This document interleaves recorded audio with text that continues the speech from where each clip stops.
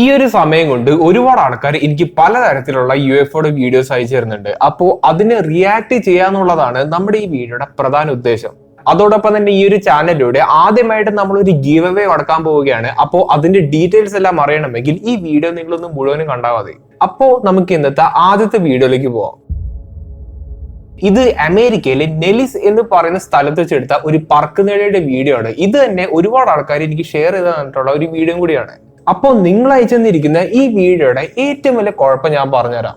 ഒന്നാമത്തെ കാര്യം, ഈ വീഡിയോ കണ്ടപ്പോൾ തന്നെ ഇത് ഒരുപാടധികം ഓവർ പ്രോസസ്സ് ചെയ്തതുപോലെയാണ് എനിക്ക് തോന്നിയിരിക്കുന്നത്. അതായത് ഇതുവരെയായിട്ടും ഒരു UFO വീഡിയോ, ഒരു ഒറിജിനൽ ആയിട്ടുള്ള ഒരു UFO വീഡിയോ ഉണ്ട് നിങ്ങൾ വിചാരിക്കാം, അതിന് ഇത്ര അധികം ക്ലാരിറ്റിയോടെ ഞാൻ കണ്ടിട്ടില്ല.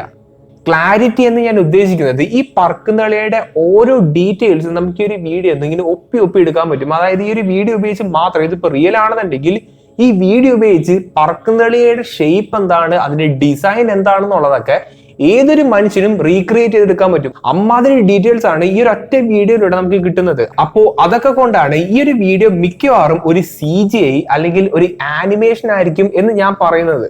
അതോടൊപ്പം തന്നെ നിങ്ങൾ ഈ ഒരു വീഡിയോയുടെ ബാക്ക്ഗ്രൗണ്ട് നോക്കുകയാണെങ്കിൽ അത് ബ്ലാക്ക് കളർ അല്ല, മറിച്ച് ഒരു ബ്രൗണിഷ് കളറാണ്. അതിന്റെ അർത്ഥം എന്താ വെച്ചാൽ ഈ വീഡിയോയുടെ മുകളിലൂടെ അവരൊരു ഫിൽറ്റർ ആഡ് ചെയ്തിട്ടുണ്ട്. മിക്കവാറും അതൊരു ഫിലിം ഗ്രൈനിന്റെ ഫിൽറ്റർ ആയിരിക്കണം. അതിന്റെ കൂടെ ഈ ഒരു വീഡിയോ വളരെയധികം ഷെയ്ക്ക് ചെയ്യുന്ന രീതിയിലാണ് ശരിക്കും പ്രസന്റ് ചെയ്തിരിക്കുന്നത്. അതിന്റെ മീനിങ് എന്താ വെച്ചാൽ ഇത് മിക്കവാറും ഒരാൾ ഫോൺ ഉപയോഗിച്ചിട്ട് എടുത്ത ഒരു വീഡിയോ ആയിരിക്കണം. അപ്പോൾ ആ രീതിയിലാണ് ശരിക്കും ഈ ഒരു വീഡിയോ ഫ്രെയിം ചെയ്തിരിക്കുന്നത്. അപ്പോൾ അതുകൊണ്ട് തന്നെ ഇത്തരത്തിലുള്ള ഈ ആനിമേഷനും കാര്യങ്ങളൊക്കെ ഇല്ലേ, അത് നല്ല രീതിയിൽ നമുക്ക് ഹൈഡ് ചെയ്തിട്ട് നല്ല ഒറിജിനാലിറ്റിയോടെ ഇതേപോലെ ഒരു ഫിലിം ഗ്രൈൻ്റെ ഫിൽറ്റർ ഒക്കെ ഇട്ട് ഒരുപാട് ക്യാമറ ഷേക്ക് ഒക്കെ ഉണ്ടെങ്കിൽ നമുക്ക് ഒരു ഒറിജിനൽ ആയിട്ടുള്ള 100% കൺവിൻസിങ് ആയിട്ടുള്ള ഒരു വീഡിയോ ആയിട്ട് നമുക്ക് ഇതിനെ മാറ്റിയെടുക്കാൻ കഴിയും. മിക്കവാറും അത് തന്നെയായിരിക്കും ഇവിടെ സംഭവിച്ചിരിക്കുന്നത്. അത് പെട്ടെന്ന് മനസ്സിലാക്കാൻ വേണ്ടി ഈ വീഡിയോയുടെ 42ാമത്തെ സെക്കൻഡിലേക്ക് നമുക്കൊന്ന് സ്കിപ്പ് ചെയ്ത് നോക്കാം. അപ്പോൾ അത് നോക്കുമ്പോൾ ഈ ക്യാമറ താഴത്തേക്ക് ഇങ്ങനെ പാൻ ചെയ്തിട്ടുണ്ട്. അതായത് അവിടുത്തെ റോഡും വണ്ടികളൊക്കെ ഇങ്ങനെ കാണിക്കുന്നുണ്ട്. അപ്പോൾ അതിന്റെ ആ ഒരു ഫുട്ടേജ് നിങ്ങൾ നോക്കി നോക്കുക. ആ ഒരു ഫുട്ടേജിന്റെ ക്ലാരിറ്റി നിങ്ങളൊന്ന് നോക്കി നോക്കുക. ഇവിടെ ഈ താഴെ കൊടുത്തിരിക്കുന്ന വാഹനങ്ങളുടെയും ആ റോഡിന്റെ ഒക്കെ ക്ലാരിറ്റിയെ വെച്ച് അപേക്ഷിച്ച് നോക്കുമ്പോൾ ഈ പറക്കുന്നവരുടെ ക്ലാരിറ്റി വളരെ വളരെ കൂടുതലാണ്. അതൊക്കെ കൊണ്ടാണ് ഞാൻ മിക്കവാറും ഇത് CGI ആയിരിക്കും എന്ന് പറയുന്നത്. ഇതിപ്പോ ഞങ്ങൾ നടത്തി വന്ന ഈ ഒരു വീഡിയോ അനാലിസിസിലൂടെ കിട്ടിയിരിക്കുന്ന ഡാറ്റ ഉപയോഗിച്ചിട്ടാണ് ഞാനിപ്പോ ഈ ഒരു കാര്യം CGI ആണെന്ന് പറയുന്നത്. ഇനിയിപ്പോ നിങ്ങളുടെ അഭിപ്രായം എന്താണെന്ന് വെച്ചാൽ അത് മാക്സിമം ഒന്ന് കമന്റ് ചെയ്യാൻ ശ്രമിക്കുക. ഈ കമന്റ് ചെയ്യുന്നതിന്റെ ഗുണം എന്താണെന്നുള്ളത് ഈ വീഡിയോയുടെ അവസാനം എത്തുമ്പോൾ നിങ്ങൾക്ക് മനസ്സിലാവും. ഇനി അടുത്ത വീഡിയോ ന്യൂ മെക്സിക്കോയിൽ വെച്ചെടുത്ത ഒരു പറക്കുന്നളിയുടെ വീഡിയോ ആണ്. അപ്പോൾ ആ വീഡിയോ നിങ്ങളൊന്ന് കണ്ടുവെക്കാം. ഇത് നോക്കിക്കഴിഞ്ഞാൽ നമുക്ക് ഒരു ട്രയാങ്കുലർ ഷേപ്പ് ഉള്ള ഒരു പറക്കുന്നളിയ ആകാശത്തൂടെ ഇങ്ങനെ പയ്യെ ക്രൂസ് ചെയ്ത് പോകുന്നതായിട്ടായിരിക്കും നമുക്ക് ഇത് കണ്ടാൽ തോന്നുക. അതോടൊപ്പം തന്നെ ഈ ഒരു വീഡിയോ കുറച്ചും കൂടി മുന്നോട്ട് പോവുകയാണെങ്കിൽ ഈ ഒരു സംഭവം മുന്നോട്ടേക്ക് പോകുന്നുണ്ട്, കുറച്ചു നേരം കഴിഞ്ഞിട്ട് ഇത് വന്ന വഴിയെ തിരികെയും പോകുന്നുണ്ട്. അപ്പോൾ അങ്ങനത്തെ ഒരു വീഡിയോ ആണ് ശരിക്കും ഇവിടെ കാണാൻ കഴിയുന്നത്. അപ്പോൾ ഇതൊക്കെ കാണുമ്പോൾ ഫീനിക്സ് ലൈറ്റ് എന്ന് പറയുന്ന ആ ഒരു പ്രതിഭാസത്തേക്കാണ് നമുക്കിവിടെ ഓർമ്മ വരുന്നത്. അതോടൊപ്പം തന്നെ ലേറ്റസ്റ്റ് ആയിട്ട് റിലീസ് ചെയ്തിരിക്കുന്ന പറക്കുന്നളിയുടെ ഫുട്ടേജസ് ഇല്ലേ, അതിന്റെ അകത്തും ഇത്തരത്തിലുള്ള പറക്കുന്നളികളെല്ലാം ഒരു ട്രയാങ്കുലർ ഫോർമേഷനിൽ പോകുന്നതായിട്ട് ഞാൻ കഴിഞ്ഞ വീഡിയോയിൽ ഡിസ്കസ് ചെയ്തായിരുന്നു. അപ്പോൾ എല്ലാം കൂടി കൂട്ടി വയ്ക്കുമ്പോൾ നമ്മളിപ്പോ ഈ കാണുന്നത് ശരിക്കുമുള്ള ഒരു പറക്കുന്നളിയുടെ വീഡിയോ ആയിരിക്കും എന്നായിരിക്കും നമുക്ക് തോന്നുക. പക്ഷേ അത് അങ്ങനെയല്ല. നേരത്തെ ഫുട്ടേജിൽ പറഞ്ഞ പോലെ ഇതൊരു ആനിമേഷനോ അല്ലെങ്കിൽ ഇതൊരു CGI ആണ് എന്ന് എനിക്ക് തോന്നുന്നില്ല. കാരണം അത്ര അധികം റിയലിസ്റ്റിക് ആയിട്ടാണ് എനിക്കിത് കണ്ടിട്ട് തോന്നിയിരിക്കുന്നത്. അതിന്റെ കാര്യം വേറൊന്നല്ല, ഇവിടെ ഈ വീഡിയോ എടുക്കാൻ ഉപയോഗിച്ചിരിക്കുന്നത് മിക്കവാറും ഒരു സ്മാർട്ട് ഫോൺ ആയിരിക്കണം. അപ്പോൾ ഈ സ്മാർട്ട് ഫോൺ ഷെയ്ക്ക് ചെയ്യുന്നതായിട്ട് നമുക്ക് ഈ വീഡിയോയിലൂടെ കാണാൻ കഴിയും. ഇവിടെ ഈ ക്യാമറ ഷെയ്ക്ക് ചെയ്യുന്നതിനനുസരിച്ച് ഇവിടെ ഈ പറക്കുന്നവരുടെ പൊസിഷൻ മാറി പോകുന്നില്ല. അത് ഞാൻ പറയാൻ കാരണം എന്താ വെച്ചാൽ ഇതിപ്പോ ഒരു ബ്ലാങ്ക് വീഡിയോ നിങ്ങൾ വിചാരിക്കുക, അതായത് ഈ പറയുന്ന പറക്കുന്നളി അവിടെ ഇല്ല എന്ന് വിചാരിക്കാം. എന്നിട്ട് പിന്നീട് കമ്പ്യൂട്ടർ ഗ്രാഫിക്സ് ഉപയോഗിച്ച് ഞാൻ ഈ ഒരു പറക്കുന്നളിയെ ഈ ഒരു വീഡിയോയിലേക്ക് ആഡ് ചെയ്യുകയാണെങ്കിൽ ഈ ക്യാമറ ഷെയ്ക്ക് ചെയ്യുമ്പോൾ ആ പറക്കുന്നളിയ ആ ഒരു ക്യാമറ ഷെയ്ക്കിനോട് കറക്റ്റ് ആയിട്ട് ആ സെന്ററിൽ അവിടെ തന്നെ നിൽക്കണം. അതായത് എളുപ്പത്തിൽ പറയുകയാണെങ്കിൽ ഈ ക്യാമറ ഷേക്ക് ഒരിക്കലും ആ പറക്കുന്നളിയുടെ മൂവ്മെന്റിനെ എഫക്ട് ചെയ്യരുത്. അപ്പോൾ ആ രീതിയിലായിരിക്കണം നമ്മൾ ആ ഒരു വീഡിയോനെ ആനിമേറ്റ് ചെയ്യേണ്ടത് അല്ലെങ്കിൽ CGI കൊണ്ട് ഉണ്ടാക്കിയെടുക്കേണ്ടത്. അപ്പോൾ ഈ ഒരു വീഡിയോ നോക്കുകയാണെങ്കിൽ അങ്ങനത്തെ യാതൊരു പ്രശ്നവും നമുക്കിവിടെ കാണാനും കഴിയുന്നില്ല. വളരെയധികം സ്റ്റഡി ആയിട്ടുള്ള വളരെയധികം റിയലിസ്റ്റിക് ആയിട്ടുള്ള ഒരു വീഡിയോ ആണ് നമുക്കിവിടെ കാണാൻ കഴിയുന്നത്. പക്ഷെ അതും വിചാരിച്ചുകൊണ്ട് ഇത് ഒരു ശരിക്കുമുള്ള പറക്കുന്നളിയാണ് എന്ന് എനിക്ക് തോന്നുന്നില്ല. അതിന്റെ പ്രധാന കാരണം ഈ വീഡിയോ സൂം ചെയ്ത് നോക്കിക്കഴിഞ്ഞാൽ നമുക്ക് ആർക്കും തന്നെ മനസ്സിലാക്കിയെടുക്കാൻ കഴിയും. ഇവിടെ മൾട്ടിപ്പിൾ ആയിട്ടുള്ള ലൈറ്റുകൾ ഒരു ഫോർമേഷനിൽ പറക്കുന്ന രീതിയിലാണ് ശരിക്കും ഈ ഒരു വീഡിയോയിലൂടെ കാണാനും കഴിയുന്നത്. അതും ഇവിടെ ഓരോ ലൈറ്റുകളും കറക്റ്റ് ഫോർമേഷൻ പിടിച്ചല്ല ഇങ്ങനെ പോകുന്നത്. അതായത് ചില ഫ്രെയിമുകളൊക്കെ നോക്കുകയാണെങ്കിൽ അതിൽ ചില ലൈറ്റുകളെല്ലാം ഇങ്ങനെ ചെറുതായിട്ട് മുന്നോട്ടേക്ക് പോകുന്നുണ്ട്, ചില ലൈറ്റുകൾ പുറകോട്ടേക്ക് പോകുന്നുണ്ട്. അപ്പോ അതൊക്കെ കണ്ടപ്പോഴാണ് മിക്കവാറും ഇത് ഒരു ഡ്രോണിന്റെ കലാപരിപാടി ആയിരിക്കും എന്ന് എനിക്ക് തോന്നിയിരിക്കുന്നത്. നിങ്ങളിപ്പോ ഈ സ്ക്രീനിൽ കാണുന്നത് ഒരുപാട് ഡ്രോണുകൾ വച്ചുണ്ടാക്കിയിരിക്കുന്ന ഒരു എയർ ഡിസ്പ്ലേ ആണ്, അല്ലെങ്കിൽ ഒരു എയർ ഷോ ആണ്. ഇതുപോലെ ഒരുപാട് ഡ്രോണുകൾ ഒരു ഫോർമേഷനിലൂടെ പോവുകയാണെങ്കിൽ അത് നമുക്കൊരു വലിയ ഒബ്ജക്റ്റ് ആയിട്ട് തോന്നിക്കും. അത് ആരെയും നമുക്ക് കുറ്റം പറഞ്ഞിട്ട് കാര്യമില്ല. അത് മാത്രമല്ല, ഈ ഒരു വീഡിയോയുടെ ഓഡിയോ നമ്മളൊന്ന് ശ്രദ്ധിച്ചു നോക്കുകയാണെങ്കിൽ ഒരു ഡ്രോണിന്റെ പ്രൊപ്പല്ലറിന്റെ സൗണ്ട് നമുക്ക് വളരെയധികം വ്യക്തമായിട്ട് കേൾക്കാൻ കഴിയും. അപ്പോൾ ഇതൊക്കെ കണ്ടപ്പോഴാണ് മിക്കവാറും ഇതൊരു ഡ്രോണിന്റെ പരിപാടി ആയിരിക്കും എന്ന് ഞാൻ കൺക്ലൂഡ് ചെയ്യുന്നത്. അതോടൊപ്പം തന്നെ ഈ ഒരു ഡ്രോണുകളുടെ ഇൻഡിവിജ്വൽ ആയിട്ടുള്ള ലൈറ്റുകൾ നിങ്ങൾ ശ്രദ്ധിച്ചു നോക്കുക. അതായത് വൈറ്റും റെഡും ലൈറ്റ് ആണ് ശരിക്കും ഇത് ബ്ലിങ്ക് ചെയ്യുന്നത്. അതും ഈ ലൈറ്റുകൾ മാറി മാറി വളരെയധികം റാൻഡമായിട്ട് പലയിടത്തുമായിട്ടാണ് ഈ ഒരു സംഭവത്തിൽ കത്തുന്നത്. അപ്പോൾ ഇതൊക്കെ ഒരു ഡ്രോണിന് ചെയ്യാൻ കഴിയുന്ന ക്യാരക്ടറിസ്റ്റിക്കുകളാണ്. അതുകൊണ്ടാണ് മിക്കവാറും ഇതൊരു ഡ്രോൺ ആയിരിക്കും എന്ന് ഞാൻ പറയുന്നത്. ഒരുപാട് ആൾക്കാർ ഈ ഒരു വീഡിയോയുടെ താരം മിക്കവാറും ഇതൊരു B2 ബോംബർ ആയിരിക്കും എന്നൊക്കെ കമന്റ് ചെയ്യുന്നുണ്ട്. പക്ഷെ അതിന് വേറൊരു കുഴപ്പമുണ്ട്. ഏത് B2 ബോംബർക്കാണ് ഇത്ര സ്ലോ സ്പീഡിൽ പറക്കാൻ കഴിയുന്നത്? അത് ആരും തന്നെ അഡ്രസ് ചെയ്യുന്നില്ല. അപ്പോൾ ഇത് B2 ബോംബർ അല്ല, മിക്കവാറും ഇതൊരു ഡ്രോണിന്റെ ഫോർമേഷൻ ആയിരിക്കാം. ഇതാണ് ഞങ്ങളുടെ അഭിപ്രായം. ഇനി നിങ്ങളുടെ അഭിപ്രായം എന്താണെന്ന് വെച്ചാൽ അത് മാക്സിമം ഒന്ന് കമന്റ് ചെയ്ത് അറിയിക്കാൻ ശ്രമിക്കാം. അപ്പോൾ നമുക്ക് അടുത്ത വീഡിയോയിലേക്ക് പോവാം.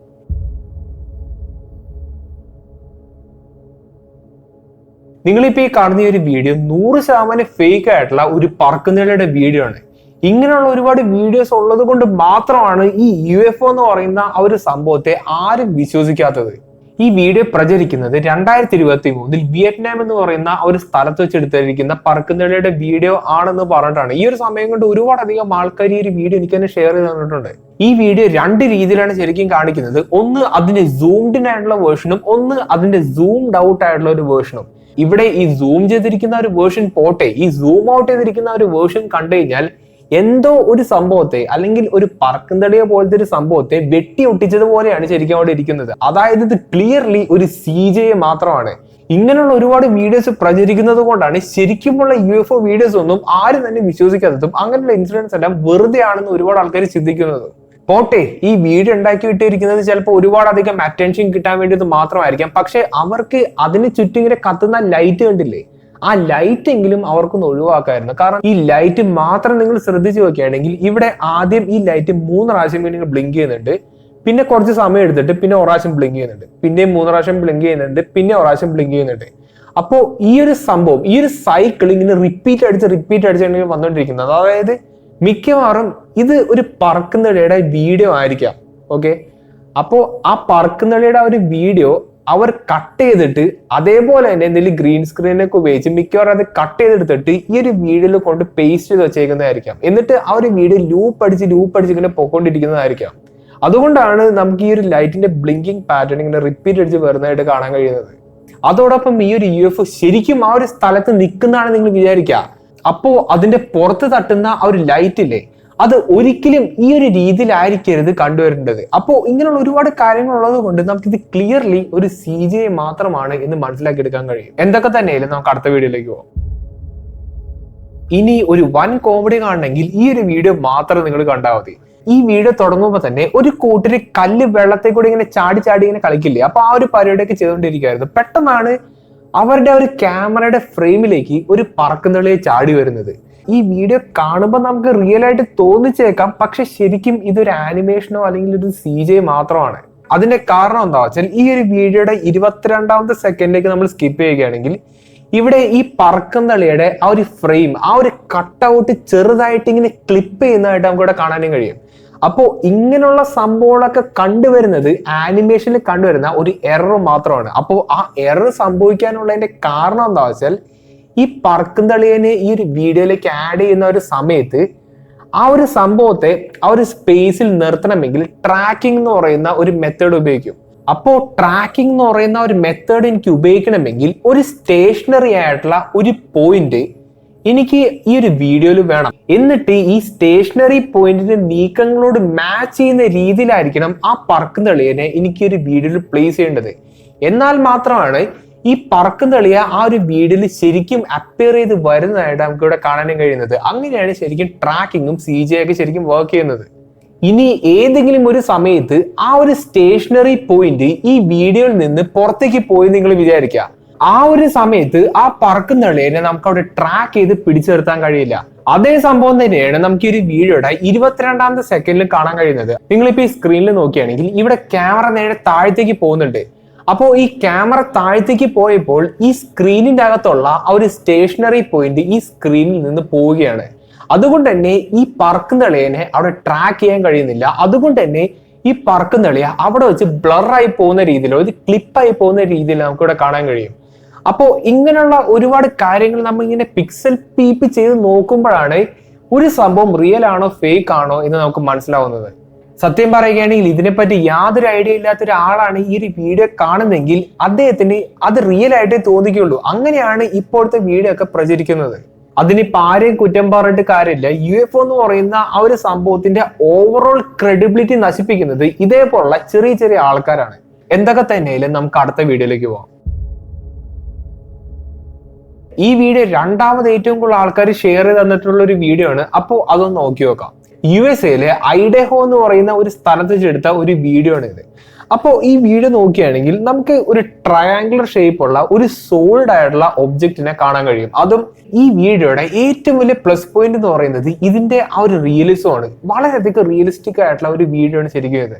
ഇവിടെ ക്യാമറ ഷെയ്ക്കില്ല, ലൈറ്റിംഗിന് യാതൊരു പ്രശ്നവും തോന്നിക്കുന്നില്ല, ഒന്നും തന്നെ യാതൊരു കുഴപ്പമില്ലാത്ത ഒരു ക്ലീൻ വീഡിയോ തന്നെയാണ് ശരിക്കും ഇത്. പക്ഷേ ഇവിടെ വേറൊരു കുഴപ്പമുണ്ട്.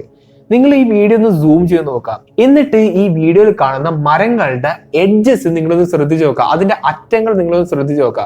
വളരെയധികം ഷാർപ്പായിട്ടുള്ളതും വെൽ ഡിഫൈൻഡ് ആയിട്ടുള്ള മരങ്ങളാണ് ശരിക്കും നമുക്ക് ഈ ഒരു വീഡിയോയിൽ കാണാൻ കഴിയുന്നത്. പക്ഷെ നേരെ മറിച്ച് ഇതേപോലെ തന്നെ ഈ ഒരു പറക്കുന്ന എളിയുടെ എഡ്ജസ് നിങ്ങളൊന്ന് നോക്കി നോക്കാം. അതായത് ഈ മരങ്ങളിൽ കണ്ടുവരുന്ന അത്രയധികം ക്ലാരിറ്റിയോ അതിനോട് യാതൊരു ബന്ധവും ഇല്ലാത്ത രീതിയിലുള്ള ഒരു ഇമേജ് ആണ് ശരിക്കും ഈ ഒരു പറക്കുന്ന എളിയുടെ ചുറ്റുപാടും അതിന്റെ എഡ്ജസിലൊക്കെ നിങ്ങൾക്ക് കാണാൻ കഴിയുന്നത്.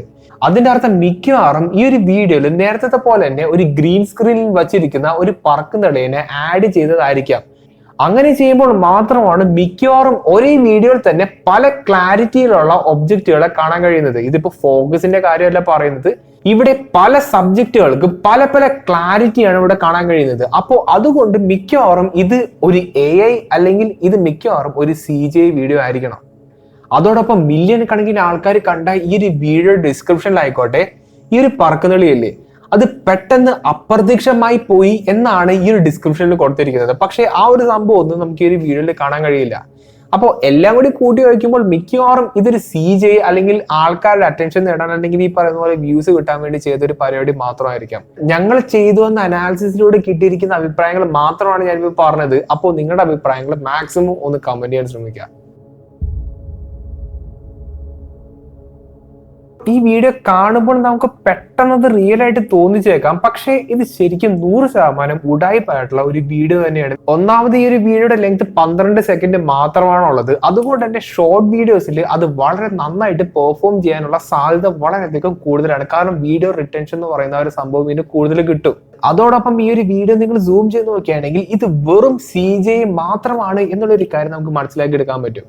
അപ്പോൾ ഞാൻ പ്രത്യേകിച്ചൊന്നും പറയുന്നില്ല, കാരണം ഇത് ശരിക്കും ഉടായ്പായിട്ടുള്ള ഒരു വീഡിയോ മാത്രമാണ്. അപ്പൊ നമുക്ക് അടുത്ത വീഡിയോയിലേക്ക് പോകാം.